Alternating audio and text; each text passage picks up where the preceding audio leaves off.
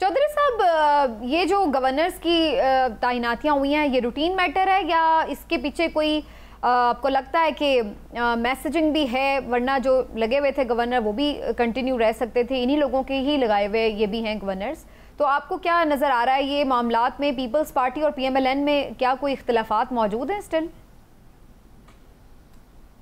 نہیں، اختلافات تو نہیں ہیں، یہ تو پہلے سے طے ہے. جو آئینی عہدے ہیں پروونسز میں وہ بھی پیپلز پارٹی جو لے گی، اور سندھ کے جو گورنر ہیں وہ ابھی شاید اس بار تو وہ رہ گئے ہیں، لیکن وہ پیپلز پارٹی کوشش کرے گی. جو سلیم حیدر صاحب ہیں وہ بنیادی طور پہ کیونکہ پنڈت یونین سے اٹک سے تعلق ہے ان کا، تو یہ خیال ہے اپنا پرویز اشرف صاحب کے کافی قریب سمجھے جاتے ہیں، تو ان کا تو یہی خیال تھا کہ شاید یہاں پہ ایک گورنر لگے اور پیپلز پارٹی کو جو ہے وہ ایک پنجاب کے اندر جو ہے وہ ایک مقام ملے جہاں پہ ان کی گورنر ہاؤس میں ایکٹیویٹی شروع ہو اور وہ ایک کوئی بوسٹ بنے. کوئی بلاول صاحب بھی وہاں پہ ٹائم گزرے، مخدوم احمد محمود صاحب کیونکہ 2 دفعہ گورنر لگ چکے ہیں، میرا نہیں خیال کہ ان کو تیسری دفعہ لگنا چاہیں گے، وہ ویسے مزاج کے آدمی بھی نہیں ہیں.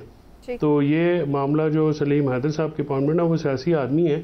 یہ ہے کہ سلیم حیدر صاحب کی اپائنٹمنٹ جو ہے پیپلز پارٹی کو وہ کتنا بوسٹ دیتی ہے. پیپلز پارٹی وفاق میں حکومت میں شامل ہوگی، آپ کو کیا نظر آ رہا ہے؟ آج پھر شہباز شریف صاحب نے بلاول بھٹو صاحب کو جو ہے وہ دعوت دی ہے کہ آپ شامل ہو جائیں، باقاعدہ وزارتیں بھی لیں.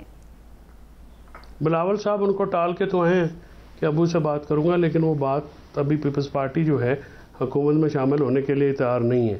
وہ صرف اس حد تک جو آئینی عہدے ہیں جو ان کے بقول بے ضرر ہوتے ہیں وہ حاصل کرنا چاہتے ہیں اور ان پہ اپنی اپائنٹمنٹ کرنا چاہتے ہیں. وہ گورننس کی کسی قسم کی رسپانسبلٹی لینے کو اس وقت جو تیار نہیں ہے، کیونکہ ان کا یہ خیال ہے کہ یہ سیٹ اپ کیا ہے یا یہ جو معاملہ ہے یہ بیل منڈے نہیں چڑھے گی، تو لہٰذا اس کے ساتھ لگنا جو ہے پیپلز پارٹی کو سیاسی طور پر زیادہ نقصان ہوگا.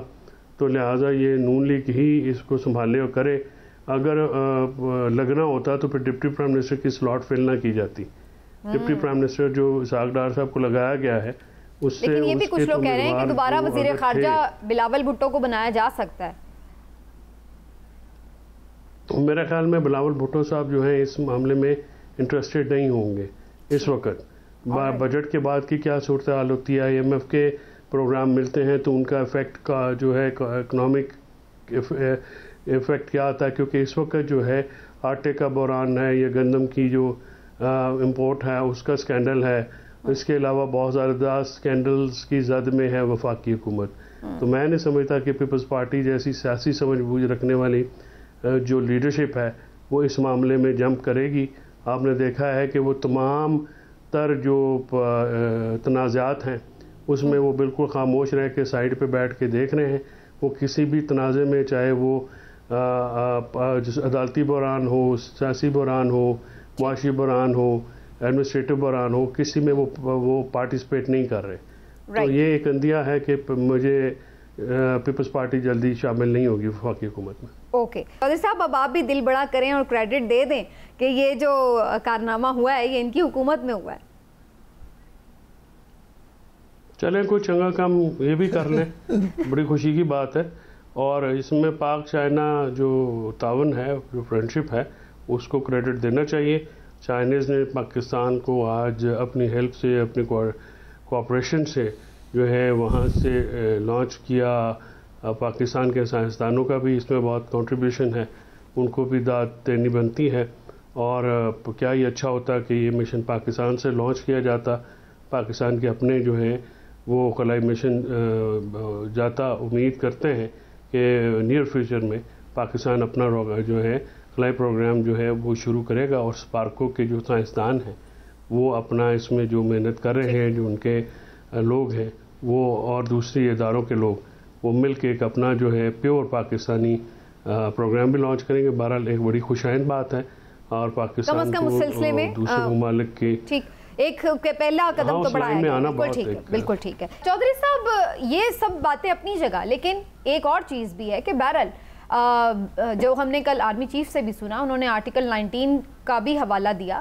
مادر پدر آزادی تو پھر بھی نہیں دی جا سکتی، ذمہ داری کے ساتھ ہونا چاہیے. سوشل میڈیا کو بھی ریگولیٹ کرنے کی بات ہو رہی ہے جہاں پر بہت پروپیگنڈا بھی ہوتا ہے، فیک نیوز بھی آتی ہیں اور پگڑیاں بھی اچھالی جاتی ہیں, بڑا لوگوں کے ساتھ وہاں پر بھی عجیب و غریب معاملات کیے جاتے ہیں. تو اس کے لیے اگر ایک اتھارٹی کا قیام بھی کیا جا رہا ہے, آپ سمجھتے ہیں کہ پیکا قانون کے تحت اور اس طرح سے ایک الگ اتھارٹی بنانے سے ان معاملات کو ریگولیٹ کیا جا سکے گا, اور یہ صحیح ہے اگر ایسا کیا جاتا ہے, یا پھر یہ پھر ایک ٹائٹ کرنے کی ہی ایک اور شکل ہے؟ ڈیفینیٹلی سمینا, دیکھیے یہ ٹائٹ کرنے کی ایک شکل ہے, اس کے علاوہ تو اس کا اور مطمع نظر ہے نہیں. قوانین تو وہی ہیں جو پہلے سے ایگزسٹ کرتے ہیں, اگر ان پہ عمل درآمد نہیں ہو رہا تو اتھارٹی بننے سے کون سی قیامت آ جائے گی یا ماس وائی ہے. دیکھیے اصل میں جو معاملہ جو سمجھنے کی ضرورت ہے اداروں کو بھی اور حکومت کو بھی, مسئلہ یہ ہے کہ سوشل میڈیا نیریٹو جو ہیں وہ آپ فیک نیوز بالکل جنریٹ ہو رہی ہے. ایک آپ نے کمزور نیریٹو اپنے رکھے ہیں, آپ نے ان نیریٹوز پہ کام نہیں کیا, آپ نے یہ ڈنڈے کے زور پہ جو ہے آوازیں بند کرنے کی ایک صحیح کرنے کی کوشش کی کر رہے ہیں آپ لوگ. اس طرح سے یہ نہیں ہوگا. ایک پوری اکانومی جنریٹ کر دی گئی ہے, باہر سے لوگ بولتے ہیں, یہ اس میں کوئی شک کی بات نہیں. بہت سارے یوٹیوبرز جو ہیں وہ جھوٹی خبریں دیتے ہیں, ان کے تھم نیلز ایسے ہوتے ہیں, بڑے اٹریکٹیو ہوتے ہیں, اور وہ ٹوٹل جو ہے وہ فریولس باتیں ہوتی ہیں. لیکن اس کو کنٹرول کرنے کا طریقہ کار جو ہے ڈنڈا نہیں ہے. اس کا طریقہ کار یہ ہے کہ آپ اپنا نیریٹو بلڈنگ کریں جو کہ اسٹرانگ ہو. نیریٹو کو نیریٹو کے ذریعے کنٹرول کیا جا سکتا ہے آج کل کی دنیا میں. کبھی ایسا نہیں ہوتا کہ اگر آپ ایک نیریٹو جو ہے وہ بلڈ نہ کر سکیں تو آپ اس اگلے جو سوشل میڈیا کے جو لوگ ہیں اس کو جو کہ ڈنڈے کے زور پر کنٹرول کریں. یہ کبھی بھی نہیں ہوگا. اور دیکھیے نیریٹو نہیں ہے تو اسرائیل جیسی پاورفل اسٹیٹ وہ بھی فیل ہو گئی ہے. ویسٹ پورا فیل ہو گیا کیونکہ ان کے پاس پیلسٹائن ایشو کے اوپر کاؤنٹر نیریٹو نہیں ہے. اسی طرح سے آپ کے کاؤنٹر نیریٹو جو ہوتے ہیں وہ پرویل کرتے ہیں, وہ لوگوں کی جو ہے وہ اٹریکشن ہوتی ہے. سوشل میڈیا پہ وہی لوگ زیادہ کامیاب ہوتے ہیں جن کے نیریٹو اسٹرانگ ہوتے ہیں, وہی ادارے کا اسٹرانگ وہ کامیابی سے. لیکن جو صاحب پھر بھی کچھ رولز اینڈ ریگولیشنز بھی ہوتی ہیں پوری دنیا میں. آپ دیکھیں کہ ہے ویسٹ میں بھی رولز ریگولیشن سب آلریڈی موجود ہیں. میں یہی کہنے لگا تھا, میں یہی ایگزیکٹلی یہ بات کرنے لگا تھا کہ ڈیفرمیشن کے جو قوانین ہیں, دیکھیں آپ یہاں پہ دیکھیں کہ بہت سارے لوگ جو یہاں پہ کھلے عام پتہ نہیں کیا کچھ کہتے ہیں, باہر انہی چینلز پہ وہی پروگرام وہی چیزیں جب جاتی ہیں تو وہ اس سے نہیں ہوتے. اس میں کیوں پتہ ہے کہ وہاں وہ بات چلے گی تو ہمیں لینے کے دینے پڑ جائیں گے. اسی طرح سے وہاں پہ یوٹیوب یا جتنے بھی سوشل تو خان صاحب بات یہ ہے کہ آپ نے ایک اتھارٹی قائم کی ہوئی ہے عدالت, وہ اس پہ عمل درآمد کرانے میں فیل ہوئی ہے. آپ دوسری اتھارٹی جو انتظامی بندوں پہ ہوگی وہ ماس وائے اپنے مخالف صحافیوں کو ٹارگٹ کرنے کے یا مخالف آوازوں کو ٹارگٹ کرنے کے تو کچھ بھی نہیں کرے گی. مسئلہ یہ ہے کہ عدالتی فیلیئرز جو ہیں یا عدالت کے جو لوور کورٹس کی ڈیفیمیشن کی جو پرابلمز ہیں, لا کا امپلیمنٹ نہ ہونا, وہ کیا ہے؟ اس کی پہلی وجہ یہ ہے کہ ہماری جو پروسیکیوشن اور جوڈیشری ججز جو ہیں وہ یہاں پہ کسی آدمی کی رسپیکٹ تو ہے کوئی نہیں. جو مخالف ہوتا ہے اس کو اٹھا کے آپ ڈال دیں جیل میں, اس کو اریسٹ کر لیں, اس کی فیملی کو ہراساں کر لیں, جو مرضی کر لیں. کیا صحافیوں کا بھی حامد میر صاحب نے اپلیکیشن دی ہے کہ ان کو پھر جو ہے تھریٹ ہے, انہوں نے گولیاں نہیں کھائیں. اس ملک میں اپنا ارشد شریف شہید نہیں ہوئے اپنا کینیا میں, وہ یہاں سے بھاگے جان بچا کے بھاگے پھر بھی نہیں جان بچ سکے. اب سار عالم کو گولی لگی, اب سار عالم کو گولی لگی, مسیح اللہ جان کو اٹھایا. مطلب کتنے بندے جو ہیں وہ اب مطلب نام, بہت سارے صحافی ایسے ہیں آج جو ہیں وہ بلوچستان میں خوزدار میں ایک صحافی جو ہیں ان کو اوپر وہ ٹارگٹ کلنگ میں جو ہیں وہ شہید ہوئے ہیں. تو اس طرح کی باتیں یہ ہیں کہ جو گورنمنٹ اتھارٹی بناتی ہے وہ تو اپنے مخالف آوازوں کو کرب کرنے کے لیے جو ہے وہ کرے گی نا. ڈیفیمیشن لاز جو ہیں پوری دنیا میں چلائے جاتے ہیں. اور انٹرسٹنگلی یہی دونوں جماعتیں عمران صاحب جب خود اپوزیشن میں تھیں اور پی ٹی آئی بھی اسی طرح کا جب قانون اور ریگولیشن کرنے کی کوشش کر رہی تھی تو یہ دو جو جماعتیں تھیں اس وقت ان کے خلاف آواز اٹھا رہی تھی. اب رول بدل گئے ہیں.